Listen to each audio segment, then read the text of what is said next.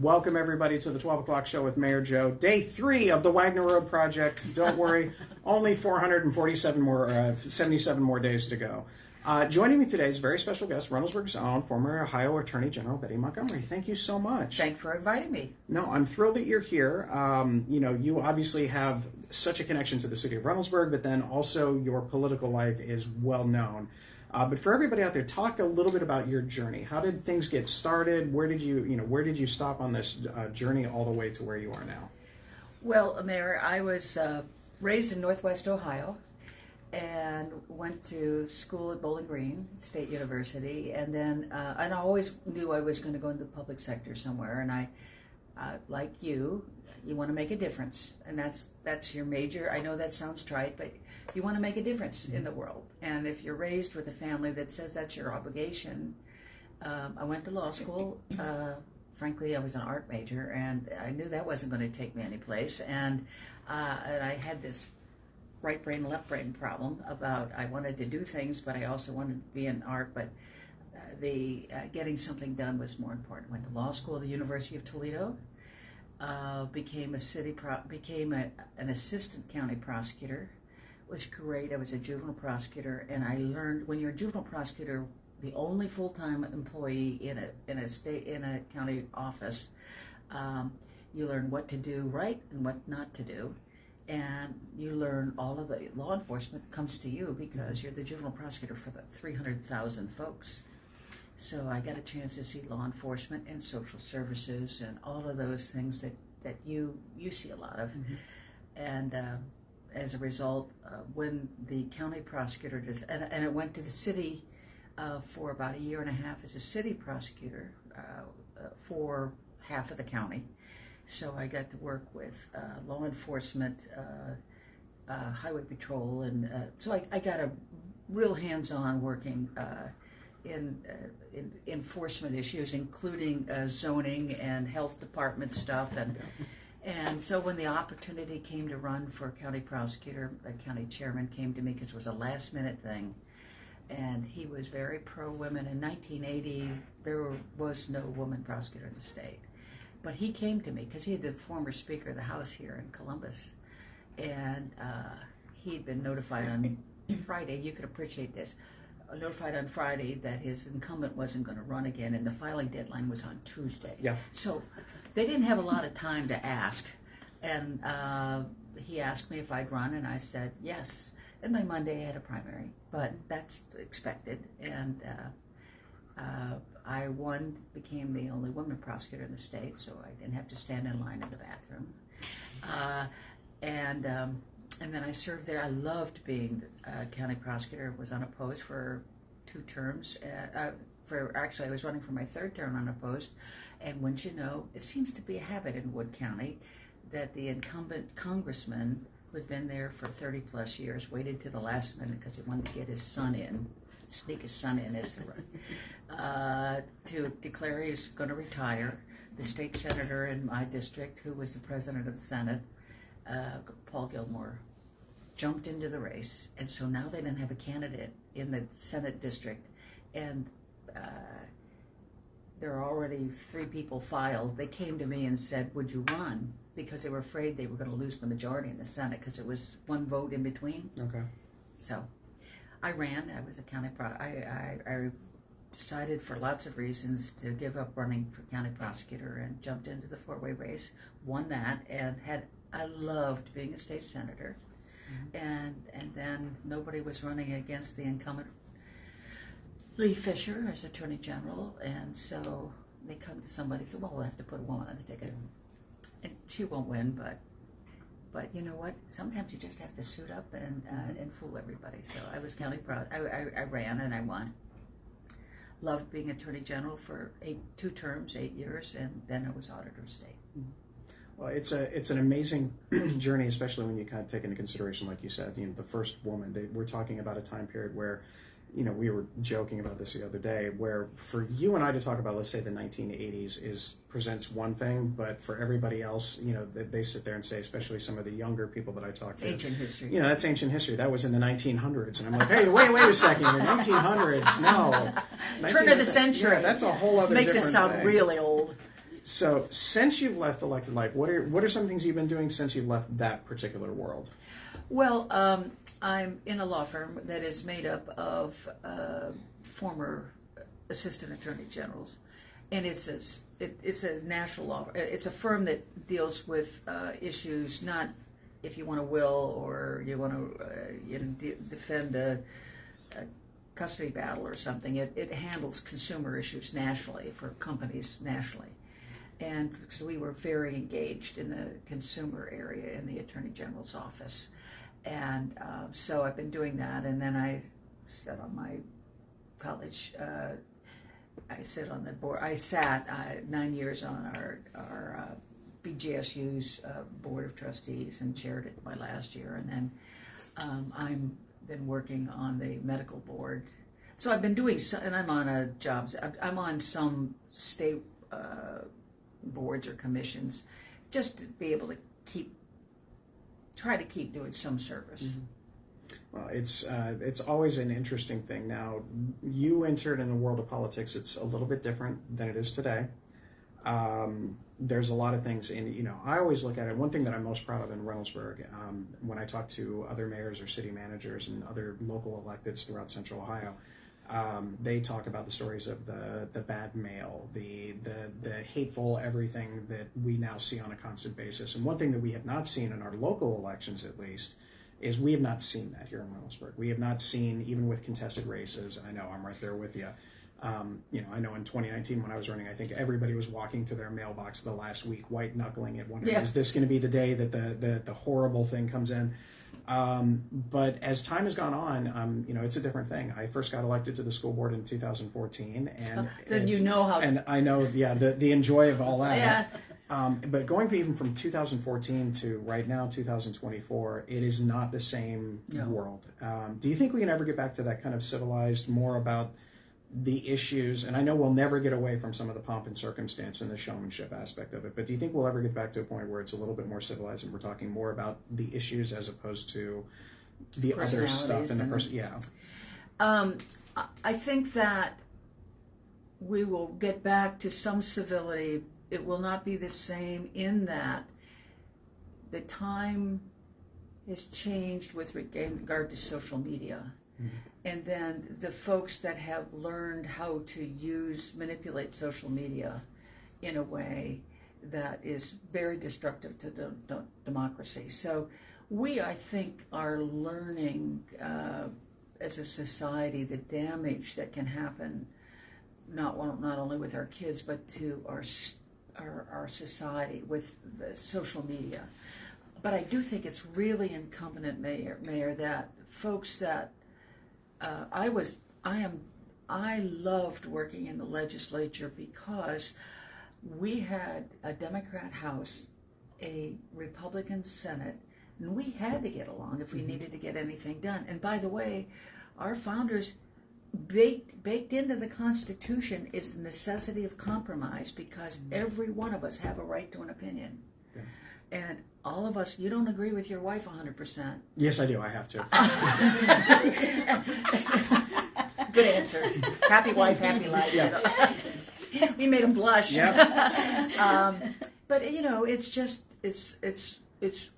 those of us who believe in governing as opposed to shouting, and sort of have to step into the breach and say that's not how we conduct ourselves here. And we need to not step back as if we're observers in a required participatory government. I'm looking on your wall, and you have Teddy Roosevelt. Mm-hmm. And one of my favorite quotes about being in the arena. And each of us have to be in the arena. Yeah.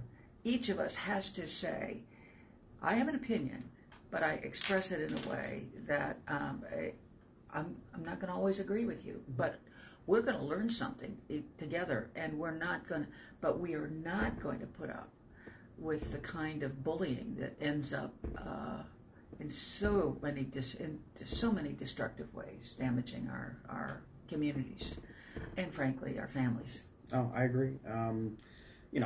people always talk about term limits and how that has impacted things. And I spoke with Senator Hottinger when he was still in office. And he and I were on different aisles, but he and I could have conversations. We had great conversations about education, completely different sides, but great conversations. And we talked about, is that something that, some people are saying that, that the solution to all of these issues is term limits, whether it's term limits for Congress and things like that. But I know I've talked to a lot of people that have been in the State House, over the course of the last 20 years, and they have said that they actually feel that they got more accomplished when you could build those relationships, and it wasn't always about the short, for the House of Representatives, a 2-year cycle, and that they had to repeat and then run, right after they win, they have to get ready to run again.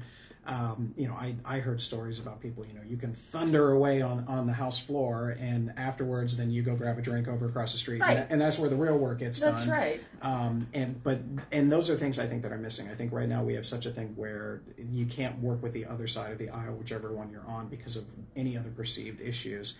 And really the only people who lose in all that is everybody else who just wants to go about their business and, live what their version of their American dream is. You and I have walked the streets on a Saturday morning in the spring, handing out literature when we're running, and wishing that we were mowing our lawn or washing our car or playing with our kids.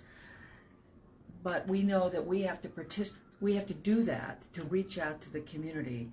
And most people sit on the sidelines and viewing government on the sidelines. And now we are in a situation where we can no longer sit on the sidelines. We have to take over government. Term limits are, unfortunately, a simplistic answer to complex issues. I think that the problems that we're seeing now, particularly in General Assemblies, at least our General Assembly, we were a much respected General Assembly. And we have devolved into we're like the know-nothings. I think it's been since Eisenhower the least number of bills passed. Not that bills are always good, but productivity, solving problems is good. And this General Assembly hasn't done it because they're infighting and they're throwing bombs and they're worrying about things that aren't governance. But what happens is the public mistakes that for the rationale underlying why we should have term limits, when in fact it is the result of term limits. Because in a General Assembly, as you know, Mayor, the first time you run is tough. Usually, you're going to have tough. You're going to be challenged. The second time is your most vulnerable time. That's when now you have a record. If anybody's going to be able to challenge you, if the gunfighter at high noon on Main Street, which is not being dug up now, is going to try to challenge you. Yeah. After that, if you get past that, you have established some reputation, and then you can start. Well, the whole time you can, but at that point you're not always worrying about the gunfighter. You're worrying about governing, and unfortunately, in this General Assembly and in this term-limited environment, they get long eyes about the third term because they know they're not going to be employed anymore. Yeah. So what do I do? So you either have you run the risk of some, not all, certainly just a few of them, thinking about, okay, what can I do in the next term, in the next 2 years, that make it easier for me to get another job? Yeah. Or you get people who don't, they're not accountable because they're not going to get elected again, or they may be looking to go to the other if timing is such that they're seeking to run, or they're working to get an appointment in government generally, which really, in many ways, challenges the independence of each of these branches of government in a way. The legislature should be doing what it thinks is best. Of course, works with the governor, but the governor is not the legislature's boss. But if you're looking for a job, you may be. So it's the complexity is there that term limits doesn't answer. It creates more complexity. It's frustrating because I think everybody. I really think that most anybody who gets into this line of work, their number one goal is to help something. They Yes, had a agreed. passion project, they had a cause, they had something that they wanted to do, and then something happens between that moment in time and when you see all of the negative stuff that happens after it. Something happens in that particular part. So I get the frustration. Now, May I just make Lynn, please. one point? You, in a term-limited legislature, they don't have the time to understand some complex issues which they have to address. And so the lobbying community is really important. It comes to you, here's the information I have. A good lobbyist, when you ask them, you're saying X, what is your opponent going to say about X? And the good lobbyist will say, well, he's going to say Y. And this is what he's saying. And then I'm going to say to him, as a legislator, well, how do you counter that? And what you do is you're getting information, encyclopedic information from people who know what they're talking about. But you have to be the arbiter of the information and the decider. Mm-hmm. But in a term-limited legislature, they don't take the time to do it. So they come in with, just as you said, a passion project. And if they haven't come from local government, they get this Genesis complex. Is it let there be light? So I just passed a law, thus it will be. Forgetting you've got to worry about unions, you've got to worry about, okay, you said let there be light. Who's building the power plant? How are we stringing the lights? How are we getting all of the right-of-ways? All of the things that go into the complexity of a decision you don't have because they don't have time. Mm-hmm. That's a problem. No, it is. And the experience that comes with sort of working through that is really important. You, as a mayor, wouldn't you say that you know more today than you did when you became mayor? I never thought I would know as much about stormwater as I've learned. With stormwater and street maintenance. And concrete is runs four times faster than if it's just absorbed in the ground. And yes. You learn a lot. But before the show we were just talking about it. I learned a lot from what happened on the experiences on Main Street to better prepare me to be able to deal with the Wagner Road project. And so now I have a better understanding of, what it is. Like my fun story is always this. So we would always have every 2 weeks we'd have our briefing meetings with the construction crew and engineers, and we'd all meet at City Hall, and they would lay out their timelines about when they think this is going to be done, when they think that's going to be done. And then, for the first meeting, I'd listen to it. And then I'm like, well, wait a second. 2 weeks later, we're still doing this other thing. So I'm like, all right, so I started doing what has been known as like the Main Street Walk. So I started walking, and then I started talking to every construction crew. I talked to the foreman, I talked to the people who were doing the work, and then I found out what was really going on, and it made my life a lot easier because now I'm like, okay, now I understand why. So I kind of bypass those other meetings and I go right to the people that are doing the work. Amen. And I get the information a lot better, and things moved better that way. So I'll figure out how I'm going to walk Wagner Road because it's a little longer. Yeah, but. you learn who could. Part of that Genesis complex is if you don't know who can put sand in the gearbox, you're in trouble. Yeah. And that's what you're doing when you walk Main Street. Yeah. Okay, what's really happening? Because it's a different version depending on where you're sitting. Right. Yeah. Well, there's a lot of things going on. Obviously, given your, on it, just kind of historic role here as a woman with all the things that you've accomplished, what advice would you give younger girls today? What advice would you give them to kind of find their path and get involved in public service? Well, avoid the noise. Understand that in my experience, and I've worked in all levels of government, a vast majority of the people I work with want to do a good job. I don't like to use the word bureaucrat because it's so pejorative, because the people I work with in all these years, and perhaps I'm being Pollyanna, they just want to do a good job. It's all about leadership. If the mayor is a good leader, things get done. Sometimes if they're not, they may not get done as quickly. It's about leadership. And so I would say to these, I was chair of the Joanne Davidson Ohio Leadership Institute for 23 years. And we took women from every age and said, we want to train you in the 8-month program over the course of a year, essentially. About what is leadership about, and we want you to be engaged in your government. We want you to be leaders in your community. We want you to be leaders in organizations and in charities and your church, and don't listen to all the noise and get off the social media and talk to people. Yeah. You know, how many of us have had this conversation? I bet you, Mayor, have had that conversation where you have people texting each other who are 3, 4, 5 feet apart, like they're in the next cubicle. And instead of picking up, walking over and saying, what do you think about this? We text or we type. And get engaged with humans and find the talent, find your passion, and then don't listen to all the naysayers. I mean, be aware of the problems that you might have, be aware of what shortcomings you may have, try to improve on it, but set a goal and don't listen to the naysayers and just do it. Well said. Well, I do appreciate it. We did get one question kind of coming in from a resident. We kind of talked about this a little bit. We are now in election 2024, and residents and neighbors may engage in political discussion. How do we avoid conversations or welcome those conversations? How do we get past that? How do we engage with people who might have different viewpoints? Do you have any advice on that? Well, I hope that the first thing is the language has to take the temperature down. Mm-hmm.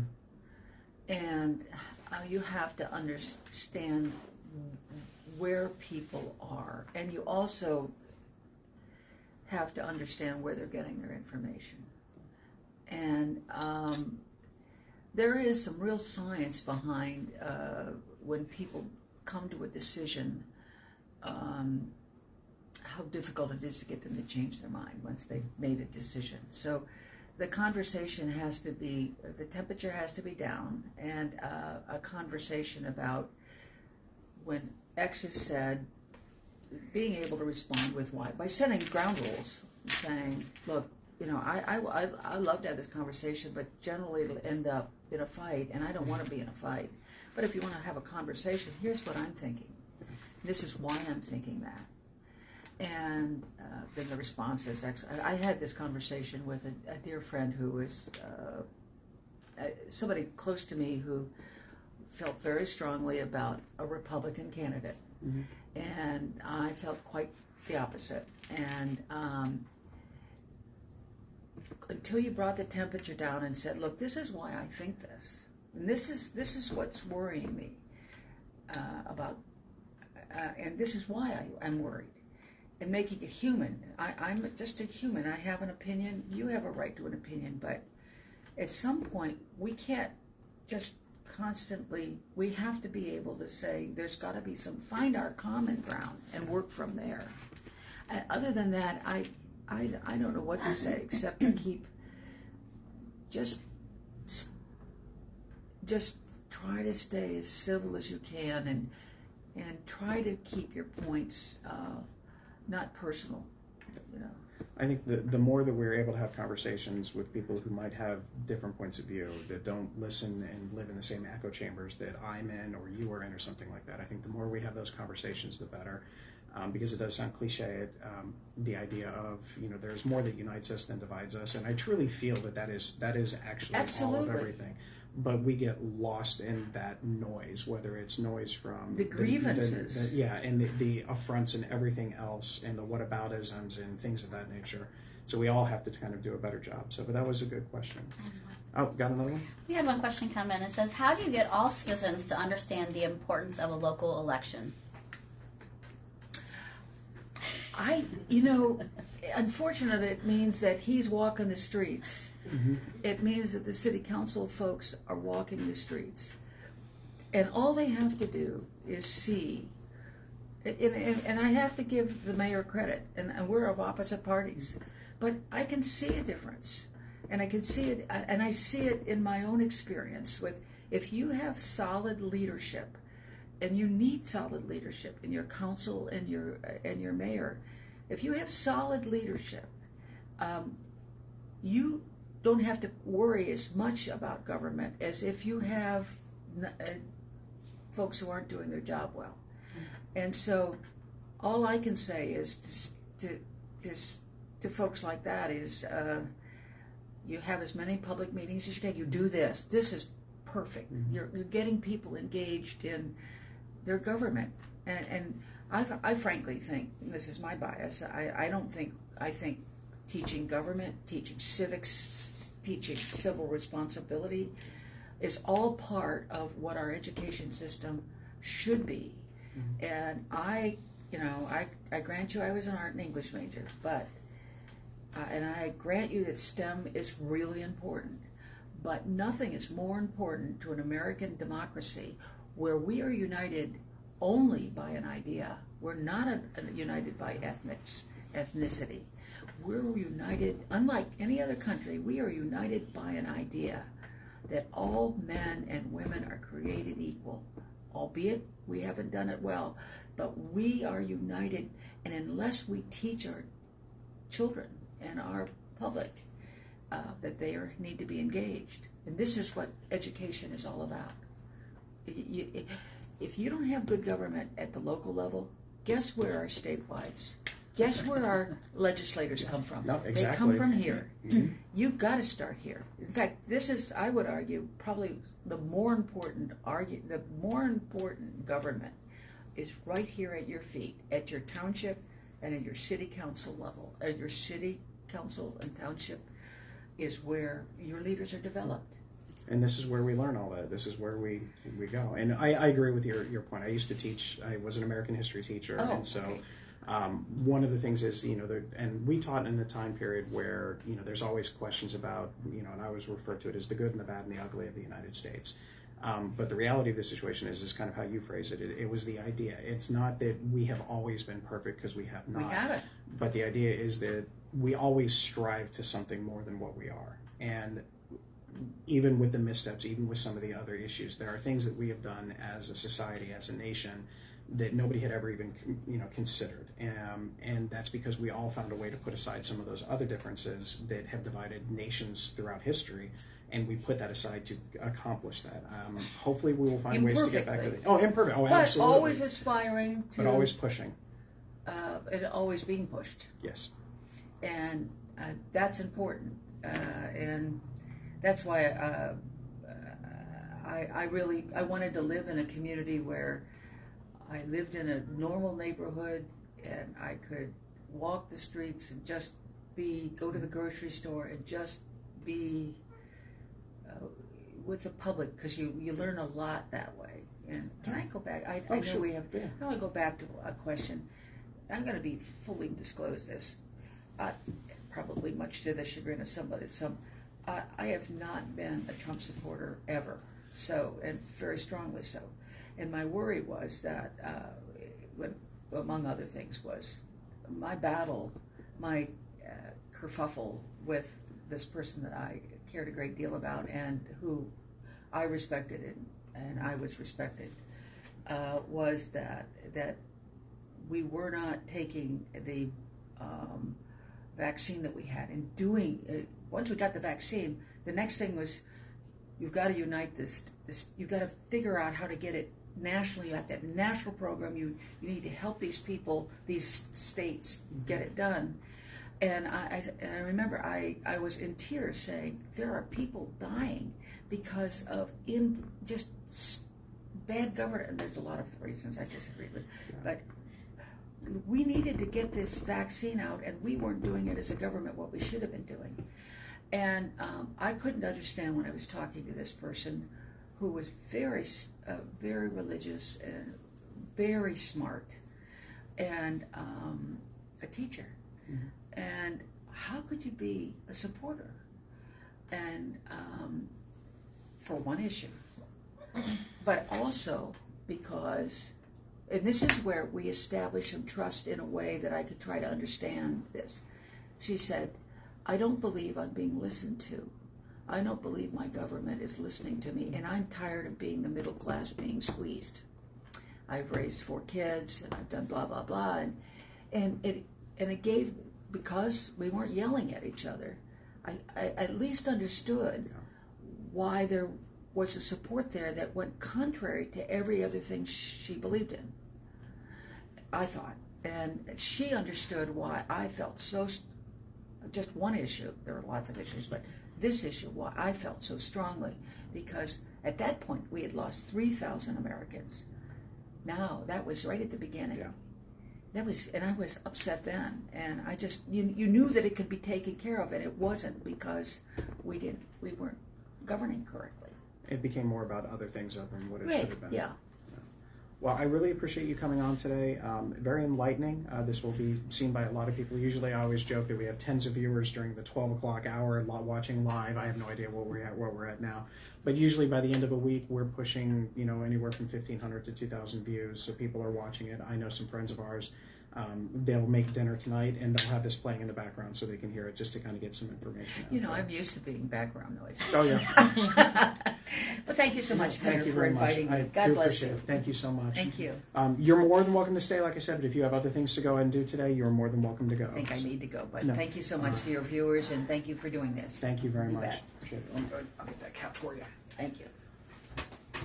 All right, everybody. So, as I said, it's day 3 of the Wagner Road project, so we're all moving forward with that. Don't worry, I'll talk about that in a little bit. I wanted to wish a couple of things. One, happy Mental Health Awareness Month, and with Wagner Road, we're probably all going to need it.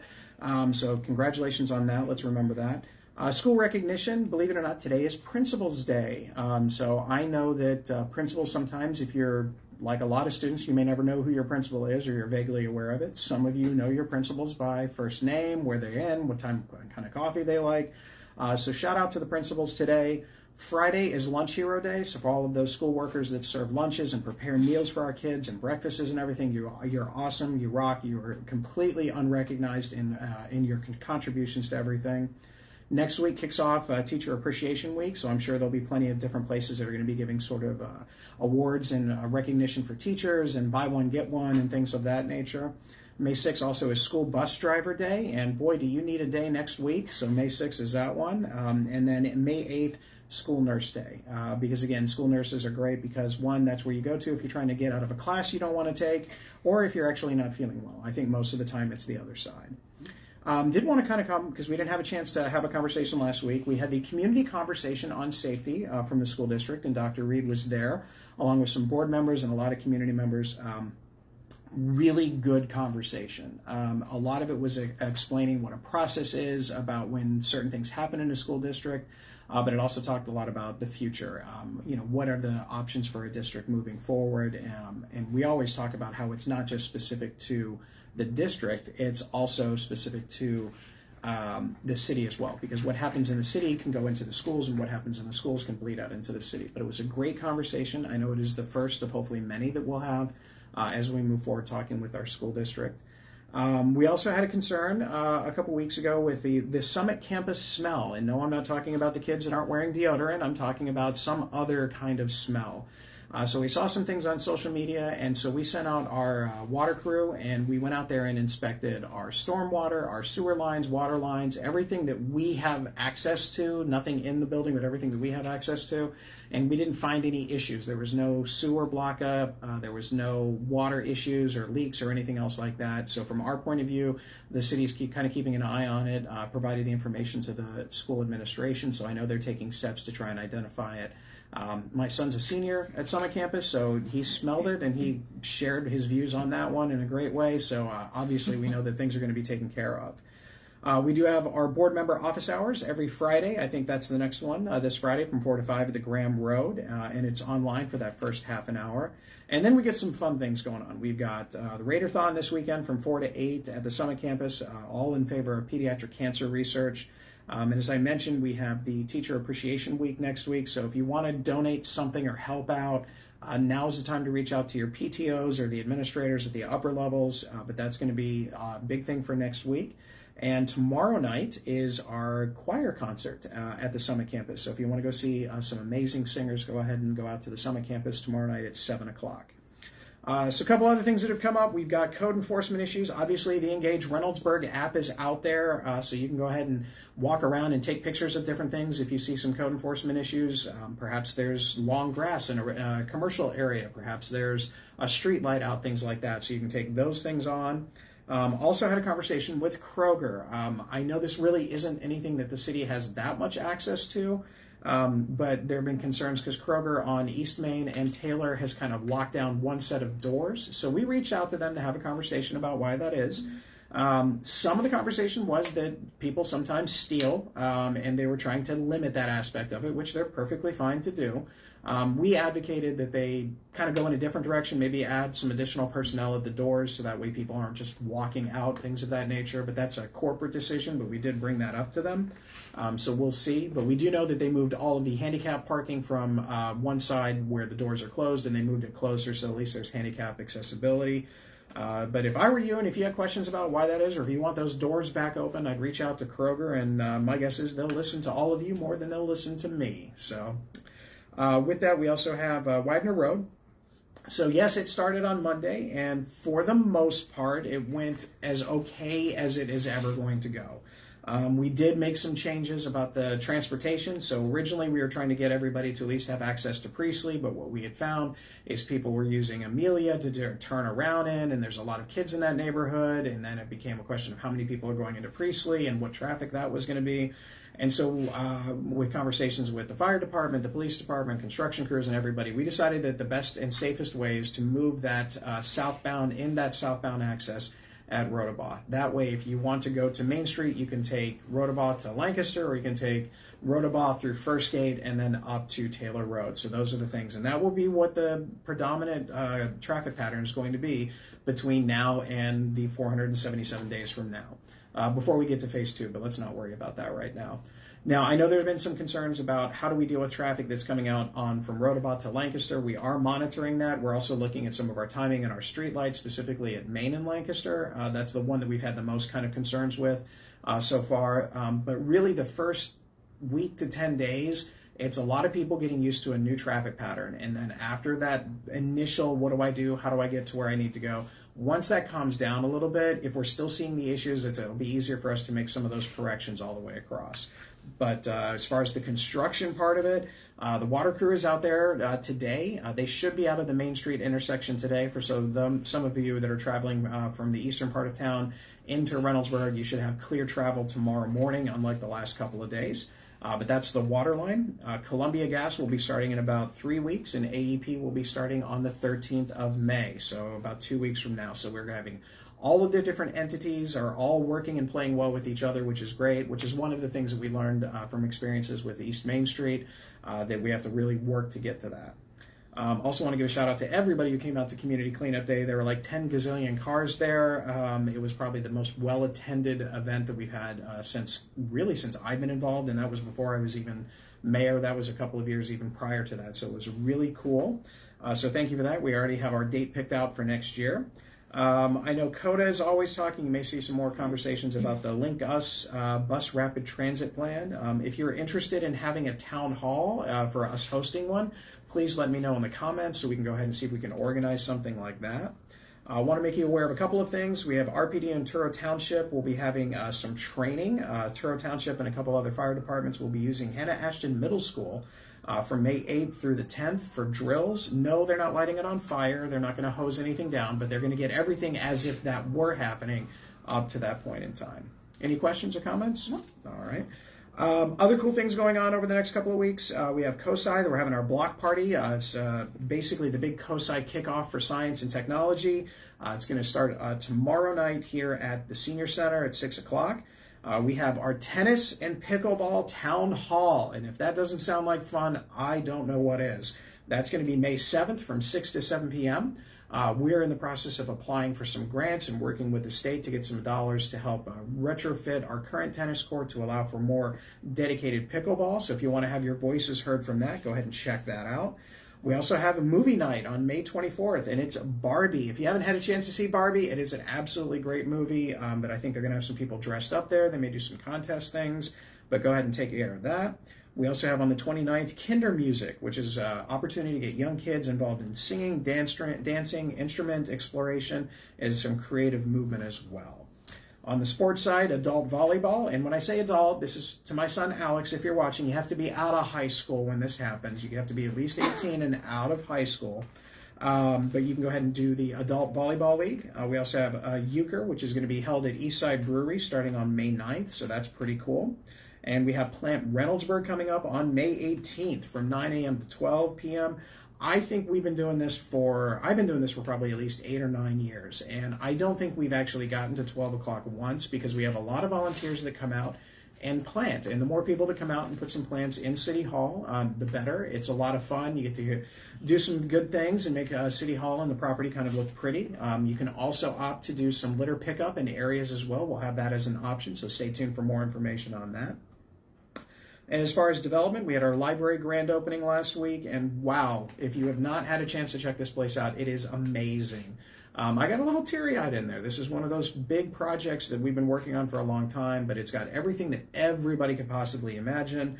It's going to be a great thing. We're actually having a meeting there for the Central Ohio mayors and managers this Friday. I got a chance to show off our new facility, so it's going to be pretty cool. So go ahead and check that out. As for what's next, you'll just have to wait and see. We've got hopefully some good things coming in the next few weeks that we'll have. A couple of other community events. We have the community baby shower this weekend, celebrating parents and parents-to-be on May 4th from 12 to 2. There's no truth to the rumor you have to dress or buy Star Wars things to participate, but it is May 4th, so it probably would be beneficial. It'll be located at the American Postal Workers Hall at 610 Lancaster. They are accepting donations, and they are registered at Target and Walmart. We also have our community garage sale weekend at the end of the month, the 31st through June 2nd, and of course the Tomato Festival. So this is my question for you. I have lots of questions today, but one of my questions for you is this.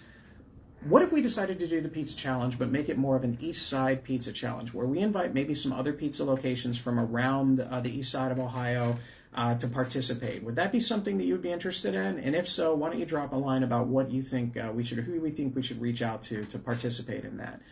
We know Vic's is always going to be a favorite. Hopefully they'll participate this year, but we want to see what other kind of pizza places are out there. Really, this is just a big excuse for me to eat pizza from various places, but if that's what we have to do, then so be it. So let me know what you think about that. Pageant information is still out there. You can register for the Little Princess or Prince from grades 1 through 4. Grades 5 and 8 are the Junior Princess and Prince range. And then, of course, High School Queen and King between the 9th and 12th grade.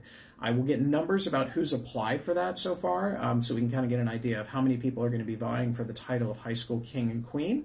But we also have our Senior Royalty as well, so go ahead and take a look at that. Reynoldsburg's got a couple of cash drops coming up this weekend. Track and Field is going to be out there on May 4th, so go ahead and support them in all the usual locations. And Reynoldsburg Junior Tennis will be out on Sunday the 5th, all of that type of thing.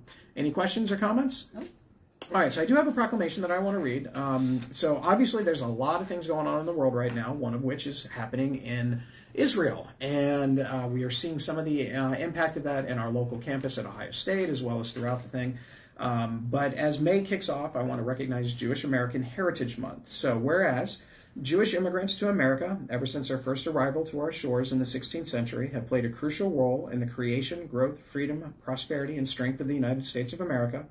And whereas the biblical and contemporary history of the Jewish people and enduring values of the Jewish faith were vital sources of inspiration for the founding of the United States, the Civil Rights Movement, America's leadership and cause for freedom, America's commitment to social justice, and many of our country's most central tenets.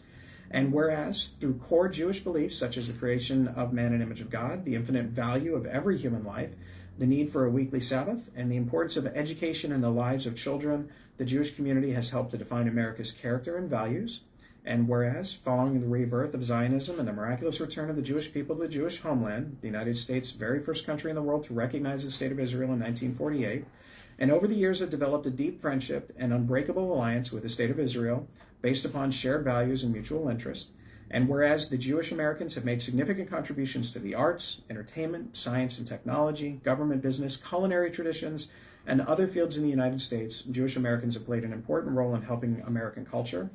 And whereas for every year, the President of the United States has declared a period of time, whereas to celebrate the contributions to the United States of the Jewish community, to their history, heritage, and culture. Since 2006, the month of May has been presidentially declared to be a Jewish American Heritage Month. Now, therefore, I, Joe Begany, Mayor of the City of Reynoldsburg, Ohio, proclaim May 2024 as Jewish Heritage Month. And on top of that, I would also like to talk about what's going on in some of our college campuses.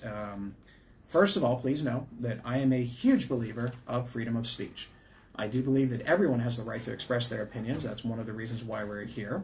I do believe that as long as those conversations are held in a peaceful manner, I think those are the best ones. But sometimes protest movements can get a little bit uncomfortable. That is why they are called protest movements. That is why you see protest movements stopping things like traffic or something along those lines. The idea is to get you aware of a situation that's going on.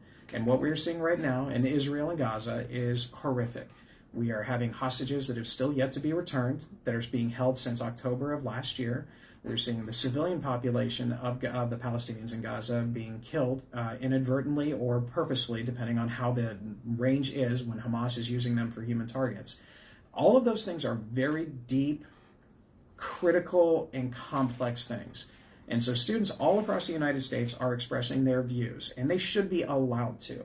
Should they be destroying property? Of course not. Should they be expressing these opinions? Absolutely they should. Should we give them the right to do so? Absolutely we should. They're the reason that these kind of issues are being drawn to attention. And so when we have heavy-handed approaches to what's going on to those issues, when there are peaceful actions out there, it's concerning. As a student of history, it doesn't take long to look up what happened in Kent State in Ohio and see how that was handled, or any other number of things all the way throughout college campuses throughout the 1960s and beyond. We should learn from these issues and engage and have conversation, much like what Betty Montgomery was just talking about, is having those conversations in a reserved way. So hopefully, calmer heads will prevail on all sides, and we can have the conversations to really face what the truth of the matter is how do we deal with the issues that are going on in there? How can we get the hostages back? And how can those people that are innocent and have nothing to do with what's going on in Gaza find ways to food and medical care that they need? So that is my little soapbox on that one. The freedom of speech aspect is huge. Students should have every right to say what they have to say, and they're not stopping anybody. So that's just my opinion. With that, we also have a couple of other cool things going on. I know, wow, how do you transition off of that one? Let's talk about America. 4th of July parade. You can go ahead and nominate a Grand Marshal if you've not already done so. So those things are out there as well. You've got to get them in by May 22nd. And a lot of you probably started to see this. This is your heirloom. This one is actually addressed to me. It went to my house. This is the heirloom that is being published, and I think more people than usual got this time, because we're trying to make an effort to make sure that all residents of Reynoldsburg have the opportunity to participate in some of our activities. You may not have kids that are playing soccer on the soccer field. That's perfectly fine. I bet you we can find something in one of the adult programming, whether it's euchre like you heard, or maybe some arts and crafts or tours or who knows what else is out there, but go ahead and check that out. We appreciate it. And that's really all I've got for you for today. I do appreciate Betty Montgomery for coming in. We've been trying to get her on the show for quite some time, so thankfully our schedule is meshed up this time. Do appreciate it. As always, please stay safe, please stay respectful, and as always, please put your shopping carts away. It's not that hard. Have a great rest of your week, everybody. See you at Plant Reynoldsburg. Bye.